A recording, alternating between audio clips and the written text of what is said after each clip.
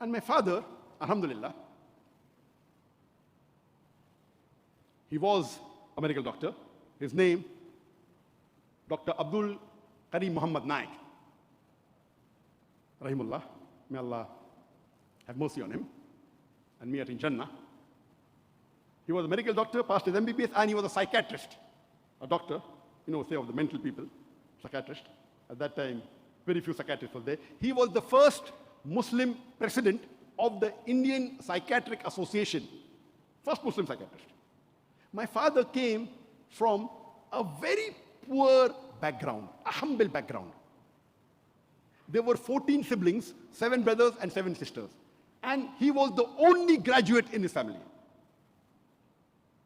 Then he became a doctor, he became a postgraduate. He was born in Ratnagiri, a city in the Konkan region, Maharashtra. And alhamdulillah, he became one of the most prominent Konkani Muslims of his time. My father, he was so poor, he didn't have money to pay for his school fees or his medical college fees. So what he did, he distributed milk in the morning. He distributed newspaper to earn a few rupees and gather it and pay the fees. And my father was proud. He said, you should never be shy as long as the work you do is honest and it is not un-Islamic. And even I'm not shy to say that my father was a milkman or was a newspaper vendor. I'm proud of it. Alhamdulillah, after he passed his medical studies, he had a flourishing business, so much so that Allah blessed him with a lot of niyama of this world. But when my father, when he started earning, he saw to it, he spent a large portion of his income for the poor, the destitute, and the widows. I don't know any needy person who has approached my father and my father did not help him. My father taught us, never be extravagant on yourself, never. But spend on education, no problem. He taught us that invest by helping the poor and the needy. My father used to say, I would never give anyone money to watch a movie, but if you want to buy books, I can give you 10 times more, 100 times more. He loved traveling. He went to several countries. He visited most of the major countries in the world, attending conferences, seminars, whether religious, whether it be medical. My father, alhamdulillah, was a philanthropist. He was very well known for his social activities, for his educational activities, for his religious institutions. He was the president, the chairman of umpteen numbers of educational institutions, of social institutions, of religious institutions. I can only give a talk on my father's background for a few hours. I don't intend doing that.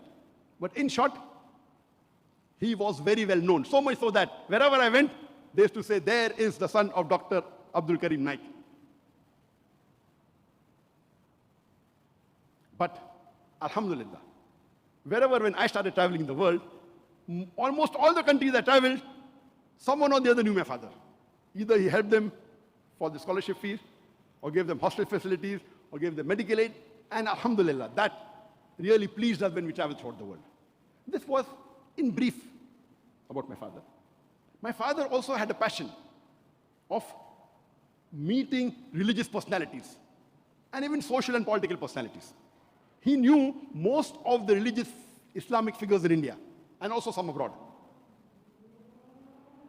One of his friends, by the name of Dr. Ali Mate from Cape Town, he used to send him video cassettes of Sheikh Ahmed Deedat. And when I came back to Bombay in 1987, we come back to 1987, I hardly saw about 1 or 2 cassettes of Sheikh Deedat, maybe half, 3/4. In December 1987, Sheikh Ahmed Deedat happens to come to Bombay.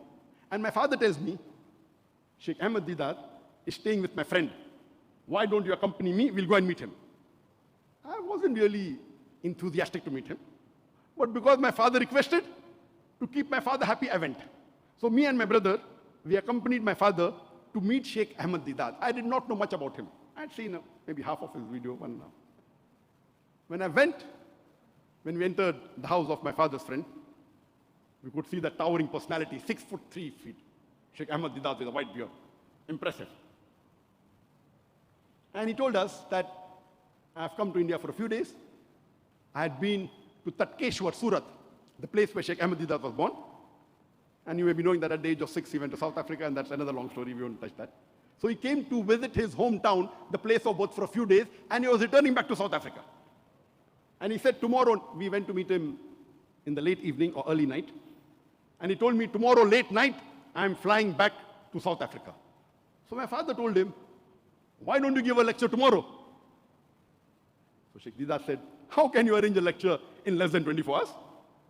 We can start the lecture after Maghrib, and your flight is late in the night. He said, how can you arrange? My father said, inshallah, we'll do it. Imagine at that time in 1987, there was no social media. There was no mobile. If you had to do publicity, you had to give an ad in the newspaper. That was a few days before. Late in the night, you cannot give ads for tomorrow. But Sheikh Didat, he agreed. He said, okay, I'm free, I don't mind, arrange a lecture. So my father, my brother, and myself, I was only 22 years old that time. And my father, because he was involved in many institutions, for him to get auditorium was very easy. He booked the Al-Malatifi Hall in Sabu Siddiq in Bombay, which had a capacity of 800 seats. But I was wondering, how could we fill 800 people overnight? And Alhamdulillah, next day, there were more than 1,000 people there. Not only more than 1,000 people, the creme de la creme of the Muslim community of Bombay were there. The rich businessmen were there, the philanthropists were there, the educationists were there, the film stars were there, only because of Allah, number one. Number two, the popularity of Didat, and lastly, because of the contacts of my father. My father did hundreds of phone calls and convinced people to come to Sheikh Didat's lecture.